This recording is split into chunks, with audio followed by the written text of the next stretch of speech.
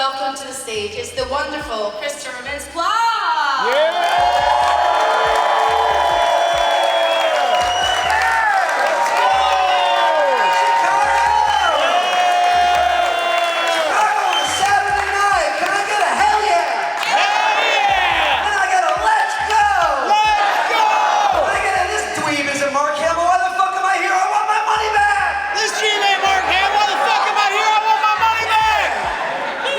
Bigger crowd than Mark had, I would put all my money on it. No doubt about it. There's a lot of empty seats back there. Let's fucking go, guys. How's everybody feeling? I guess after that intro, I'm just gonna sit down and just have like a really peaceful conversation. Yeah. I feel like you upsell them there. I feel like, oh yes, I was just. That was really fun. Can I get a hell yeah? Hell yeah! Alright, maybe we just do that for 40 minutes, right? We'll do like a peaceful chat, but randomly at random points. Hell yeah! That's the Saturday night energy we need. Yes, yes. I'm gonna meet people tomorrow and my voice is gonna be gone. Yes, it usually is by Sunday. Yeah, so, yeah. Don't go out on Saturday night. How are you doing? How's your weekend going? It's going very well. Let's talk about you. Oh wow, oh god, no. Do you moderate all the panels here? Not all of the panels, I would be dead. Okay. Have you seen her though before? Is she killing it? Yeah! Thank you. Guys, is she killing it? That's the love and support we need in this world. Thank you guys. And are you enjoying Comic Con? How's Chicago for you? Yeah, this has been a hell of a day. Did I meet anybody today? That's my mom.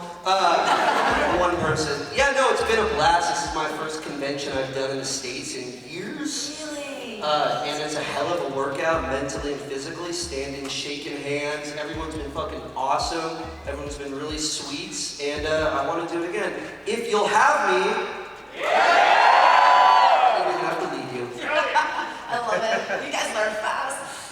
Was it a wee bit nerve-wracking coming back into the convention world? Because it is quite exhausting, actually, all day long, speaking to people.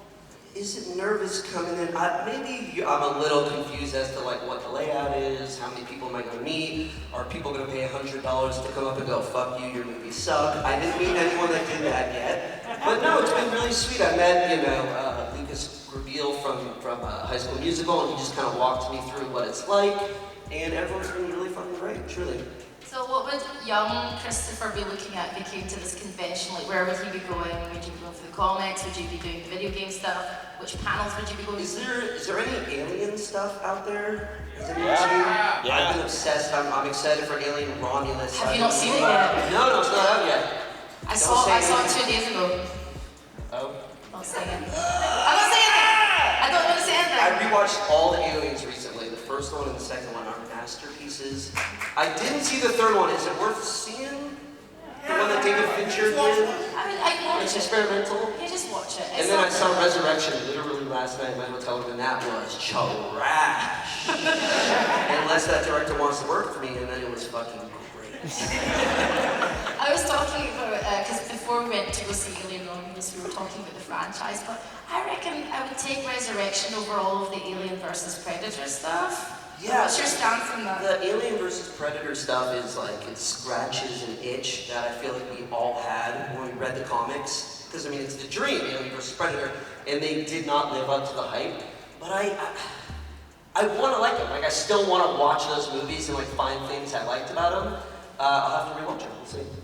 But I love Fede Alvarez, who's directing the new one. Don't Breathe is one of the best horror movies I've seen in the last like 10 years, so I'm very excited for it. He's using actual animatronics and things like that. That's what you gotta do. Yeah. That's what you have to do. The people don't want CGI. I think you're gonna like it. Animatronics, hell yeah! Testing you guys. I was waiting to meet you, but I was like, when are we gonna do it again? When are we gonna do the thing again, Christopher? Let's get back to you though. Yes. Apart from your love of Alien, Yeah. what really inspired you to be an actor growing up? Oh, my journey has been very strange. I had done theater from a young age, elementary school, middle school, high school, but I didn't know I was going to be a professional actor until my friend got an open audition call for Superbad. That was the first thing. Right, I wasn't sure you guys had seen it. That was the first thing I ever auditioned for. The first movie I ever did. And I just kind of went in. I didn't think I was going to get it. I got called back. I expected to just kind of go to college and go to acting school out there. But then I went and did my third callback with Jonah and Mike and Bill and all the guys. And apparently I was really good in there, and so much that Jonah hated me. I don't know if you guys heard this story. Jonah Hill hated me so much after my audition. I walked out. I get it. I was 17. I was not a professional actor. I kind of went in. I was in high school, and we're playing high school kids. So like Jonah's roasting me, and you remember being in high school, and you were just like, yeah, it's my fucking buddy roasting me. It's not gonna bother me. I'm gonna roast him back. And that's what I did in the audition, and I left the room. I was like, oh my god, I'm gonna sign my script, and nothing's gonna happen, oh my god. And Jonah's like, fuck that guy. Until like Judd Apatow and Greg Mottola and Seth Rogen was like, fuck that guy, don't cast that guy. And they all said, we gotta cast that guy. And so, genuinely, I think him hating me like really helped me book that part. It was a blessing in disguise. He didn't like me for quite a while, I would say, during shooting a little bit, but we kind of mended the fence. During the pandemic, he DM'd me and he's like, I'm sorry for being a dick in the audition. I should have big bro'd you. It was like a really sweet message he sent me, and everything's great. I love that guy. I imagine that McLovin followed you around for quite a while. Did you mind that, or did you just embrace it all? Like, whatever. Definitely, when it happened, it was really intense. Because like I said, Superbad is my first movie. I was 18 when it came out. One day, I was just a fucking kid smoking weed with his friends. Literally the day after, in a Habit, it came out on a Friday. Saturday at a Habit Burger we have in LA. Someone just goes, McLovin! The day after, and I was just a regular high school kid. I was like, whoa, this is interesting. This is weird. And for a few years, it got really intense. It's intense because I was the same age as these people. And I would go to bars and parties, and they felt like they knew me, and they would grab me, and they'd put their phone in my face, and it was like really aggressive. And I was trying to be an actor. I'm like, I'm more than that. I did kick-ass, I did role models, all these things. But the older I get, the more of a blessing I see it is. Like I wouldn't be here with you guys right now if it wasn't for that movie. I wouldn't have done anything if it wasn't for that role. And I get to like come here and meet people who are like, oh man, like I went and saw Superbad when I was 17 in a packed theater, and it was the best experience of like my high school era. And so it's like a really beautiful thing. And people can be in movies that other people forget about. I'm very lucky to be in a movie that people love, I think part of Get the... emotional. Can we do it? William? Should we do a...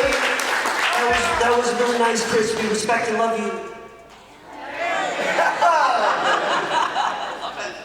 I feel like part of what you're describing though is maybe just getting older and thinking, I don't give a crap, I'm tired. Yeah, I mean, listen, there are times, don't get me wrong, where someone screaming McLovin at me is obnoxious. And the most intense times, the weirdest times are in professional settings. Because I get it, walking down the street, people be like, you're McLovin. I'm like, yeah, I was in the movie, my name's Chris. But I did an interview on like ESPN with this guy, Dan Levitard. And I'm like, why not? This is a professional guy. He's got my name on his sheet. And he called me McLovin like 5 times in the interview. And I'm like, dude, my name's like literally right in front of you, and I had to call him out, like, so that can get a little obnoxious. And on a bad day, if someone like grabs me and says it, but overall, it's a fucking blessing. Can we get hell yeah? I did it wrong, see, I'm not professional hell here. Colour vision, let's talk about music before we get to the fan questions. Yeah, so I'm gonna drink my beer, let's go, it's Saturday night. Can we get hell yeah? Hell yeah. Let's talk about music. Yes. Because I was listening to some of your music online and it's excellent. Oh, thank you. What is the story behind Colour Vision? Are you planning to really go forward with that, or is it just a hobby? Like, what's the vibe? It's definitely, Colour Vision is my band. I've been making music for 16 years. Right after I filmed Superbad, the first thing I did was bought a drum kit. And I was in a shitty band playing drums for 6 years. That band broke up. I learned to play bass. I went through like 4 different bands. But recently, I started playing with a guy named Ben Queller, who's from Texas. He's an amazing songwriter, and he tours for a living, so I've been like touring with him, which is really fulfilling. And then I make my own music, Colour Vision, which is very cool. Me and my buddy are singing in it. It's a good indie rock. Check it out. You don't need to. It's cool. And I'm gonna tour with Ben Queller next year. We'll be kind of hitting the Midwest and the East and West Coast. So follow him and come see us on tour. Yeah, who's up for that? Hell yeah! And let's have some fan questions. questions here and here. There's 2 mics, please don't be shy. And whilst we queue up, can we have a round of applause for this first part of the panel? Thank you. All right. Solid applause. Let's start with this side, because you got up first, you're really fast. What's your name and what's your question? Right into the mic, please. It's a great costume. Yes. Are you excited for the new movie? I'm trying. I said I'm trying. I'm trying. Which Fantastic Four do you like, if you were to pick? Of the 3 that they have made so far, the previous one was Silver Surfer with Lawrence Fishburne and Silver Surfer. Those are good. Because it was like, it took just 3 issues of the comics and said, screw it, we're going to do these 3 issues. Right. I like that. All right, what is your question on it? American actors like trying to end up building a brand of you can count on me to do this role and therefore I can be marketable. Whereas you see other countries actually forcing actors to, have a range. And I don't know if there are 2 different roles between, Superbad and Kick-Ass 2 that you can do with your physical form being what it is, like that they can be any different. How do you make sure you maintain the talent to do that type of range rather than, and can actually, become a character actor like, say, Gary Oldman, rather than, okay, I'm Van Damme, I'm doing exactly this every single movie. I'm honored that you put me and Gary Oldman in the same conversation because everyone was like, I don't think so. But that's a very thoughtful question. I will say that the best piece of advice I got from Seth Rogen after Superbad was do not do another high school movie and do not play like a high school nerd again. And so I really took that to heart because after Superbad, like I said, I was like, oh my God, I'm getting offers and people want to work with me. And he was just like, do not touch that, like go into different avenues and different worlds. So I took that to heart and I'm just trying to do things that, excite me and keep me going creatively. Thank you. Thanks, man. It's a great question. Let's go over here, right into the mic so we can hear you. Hey, what's up, Chris? How you doing, man? Name your question. I think you signed on like the 50th McLovin Funko for me, so thanks, dude. Hell yeah. I gotta get one of those. Yeah. So out of all your movies, what would you say is your favorite right now? What you've done? Favorite that I've worked on or that I like to watch, or both? Both. I want to say, man, my favorite to watch. It's obviously like Superbad is the best thing I've done, and I know that. My favorite thing to watch is Neighbors because I'm not in it a lot, which is nice. I don't like watching what's that? Scooty, baby, with the huge dick. Yeah. But it's great because I'm like in 20 minutes of it, so I don't have to stare at myself, and it's fucking hilarious, so I can laugh at it. And I think Superbad would be like the best thing that I've done. Although I was a big action fan, so Kick-Ass has a special place in my heart. Thank you. Thanks. Woo! Can I get a low key? Woo! Woo! A little more low key. Woo! Little, hey, one whisper. Nice. Sorry. That was only for me. I really had a great time with that. Thank you guys. Name any question right into the mic, please. Hi, my name's Kristen, and I was just wondering, what's like the craziest thing you filmed during Superbad, like out of all the scenes you did? Yeah, the craziest thing that I filmed. The weirdest moment was I was 17, so the sex scene that I shot, my mom had to be there on set. And I didn't know that at the time, because once again, it was my first movie. So I like came to set and was like, oh, I'm doing my sex scene, I got a boner, and all that kind of shit. And they're like, where's your mom? What are you talking about? And she had to drive all the way from the valley and did the whole production for like an hour and a half. And she came to set and she had a goddamn delight, man. She was eating popcorn, talking to the producers, watching me have fake sex. It was absurd. But it made watching the movie a lot easier in person. Thank you very much. Now I need her in the room every time I do it. Hello there, what's your name? Right into the mic, name and question. Hi, I had a question. What was your experience like doing the movie Kick-Ass? I mean, you were probably the best supervillain I've ever seen in that movie, so it looked really fun. That's just not true. Compare me to Gary Oldman, you're saying I'm the best supervillain of all time? Have you seen Thanos, man? This couldn't do shit. That was a very, very exciting project for me to work on because I did Superbad when I was 17, and then I went into Role Models, which shot in LA, and so I did Kick-Ass when I turned 20. God, I feel old. But it was like the legal drinking age in London is where we shot is 18. So I was like, I'm getting my fuck out of my parents' house, getting my own apartment in London, and I was just like enjoying Jack and Cokes every night and making the movie, whatever, not important. The movie comes secondary. But it was a very, very special time for me to kind of like escape the nest, you know, and kind of grow as a human. It was great. Thank you. Hello there. What's your name and question? Hi, my name's Richard. So, outside of your works of like Superbad and Kick-Ass, which are awesome movies, my cousin and I all the time quote your Trapaholic stuff from YouTube all the time on the golf course. Do people know what he's talking about? It's one of the greatest YouTube videos that I've watched, to be honest. Can I get a damn son, where'd you find this? Damn son, where'd you find this? How did that come about? Because it's hilarious. Dude, I love that. It's such a crazy thing. I was friends with this guy, still am, Kyle Kaplan, and he was just making fun comedy sketches 12 years ago. And he's like, I have a really funny idea. You're a skinny, scrawny white guy. What if we pretend you're the guy behind these Trapaholic sounds? I'm like, sure, whatever, let's go, let's do it, let's have a good time. And we made it, and that shit goes viral like 3 times a year. Still, like I get recognition because like Superbad, Kick-Ass, and neck Trapaholics are pitch perfect. Like it's surreal to me that a little YouTube video really connected with these people. But it was just a dumb comedy sketch we did 12 years ago. Awesome. Thank Thank you. you. Thank you. That's a great, yeah, I love that. Thank you. Give him applause, guys. Come on. Give him a hell yeah.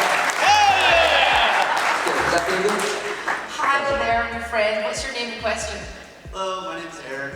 So I'm wondering, in the movie Kick-Ass, did you like your character development in terms of what kind of villain you became? If not, would you like to have seen your character go a different route? Good question. I mean, I guess there's a part of me that's like, fuck, why couldn't he have been more badass? Why couldn't he have like had a weapon or like beat the shit out of people? But his whole thing was just being the son of a rich dad. But I loved his turn. I loved his kind of, I don't know if you guys have seen it, but like the moment where he meets Hit Girl and Big Daddy, and he shoots Hit Girl in the chest, and he has like that big, you know, kind of turn. I thought it was really exciting. It was a nice twist. And in Kick-Ass 2, the lesser of the Kick-Asses, you know, he got to kind of fuck around and you know, mess around a little bit more, so that was really cool. Awesome. Thank you. Thank you. Hello there, my friend. What is your name and what is your question? I'm Celis. My question is, at this stage of your career, what is your preference on the roles that you take on? Yeah, good question. Well, I've been trying lately to work with friends a lot more and develop things. The last like few years, I've developed scripts that I've taken out and TV shows, and I've been trying to pitch. Sadly, nothing has sold at the moment, but it's been really fulfilling to kind of build things from the ground up. And the industry for me right now is in a little tricky spot. The auditions are a little slow, so like I haven't found the next role yet. But developing and creating things from the ground floor is really exciting right now. Thank you. Yeah. Thank you. Thank you very much. Hello there, my friend. What's your name and question? It's the human spider. Let's go. I just wanted to say thank you for all the films you've done. Neighbors. Okay, Superbad is one of my all-time favorite comedies. Augie and freaking Role Models, dude. I love that movie. I have those DVDs in my room, so just Hell thank you. yeah, bring them tomorrow and I'll sign them, dude. Let's go. Thank you, I appreciate it. That's very nice of you. Thank you, man. That's awesome. I'm down with that. Less questions and more just compliments my way. That's pretty chill for me up here, I gotta be honest with you. Thank you. Thank you very much. Okay. Name and question.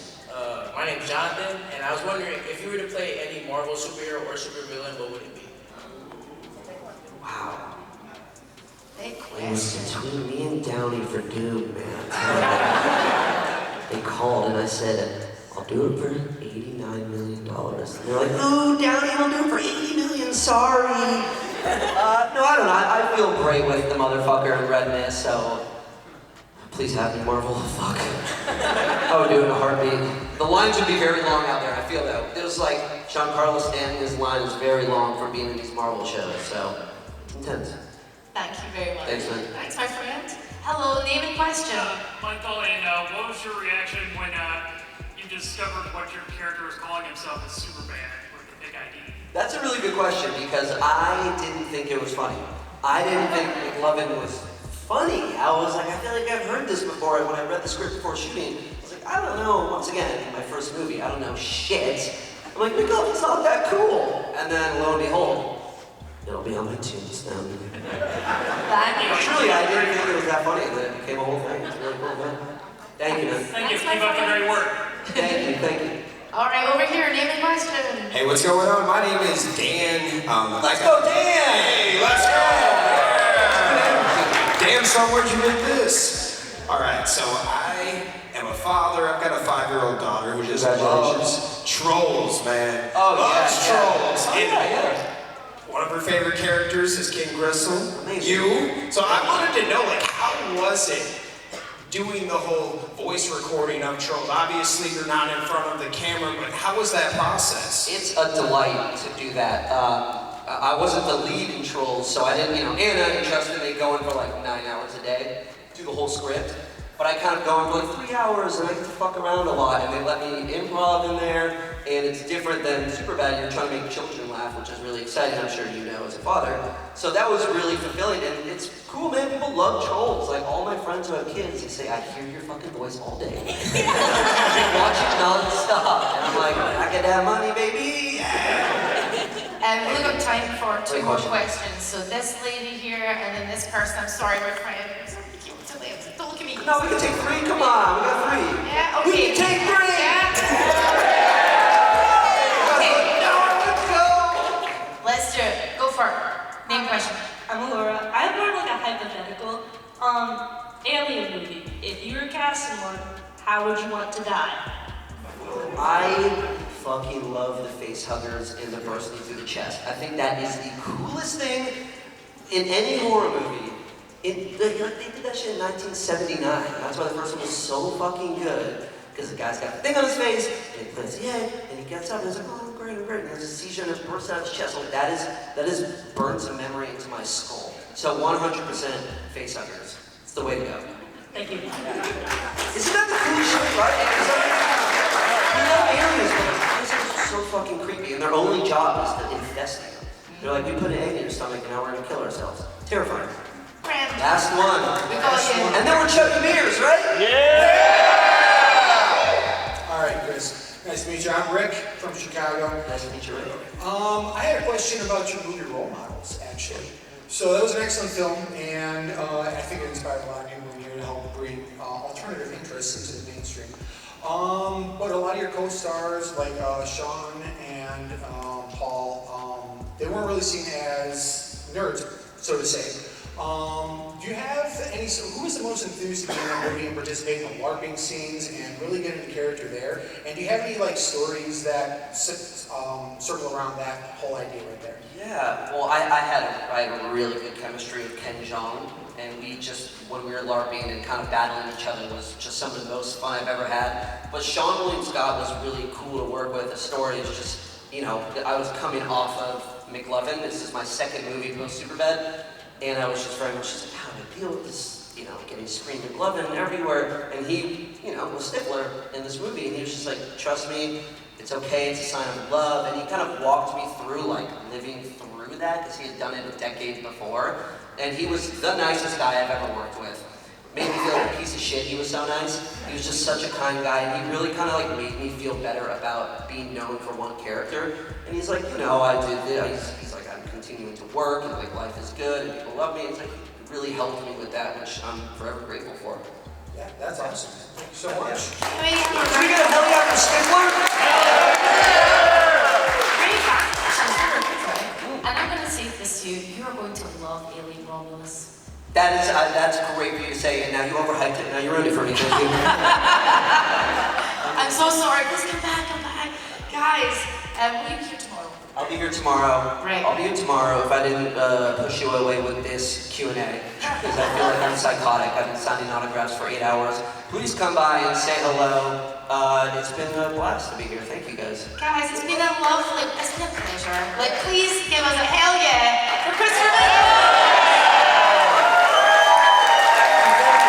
I just want to give a special shout out to the Gold Ranger members, the Arctic Operators, Selima Ramirez, Stephen Heffelman, Thomas Franco, Anime King Nick, Lewis Cairns, and Austin White. Thank you guys so much for your support, and if you want a video shout out like this one, sign up to be a Gold Ranger member today.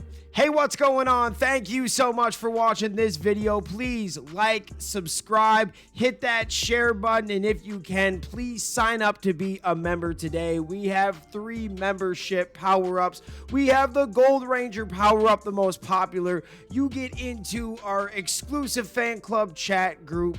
We have fan-exclusive videos that we are adding monthly now, and you get a video shout out. Yes, folks, at the end of our videos, I will shout out your name. We also have the Quantum Ranger Power Up where you get monthly meetings online with me. Yes, folks, we will talk once a month on Zoom and you can give me your ideas for future episodes. And then we have a professional package, the Dr. K Power Up. That is for businesses that want to tap into the platform. If you guys can, please sign up to be a member today. It is highly appreciated and it helps us keep these videos going. Thank you so much for watching and we'll see you next time. Peace. Hi, we're Bulk and Skull. We have been requested by the fan club to say something funny.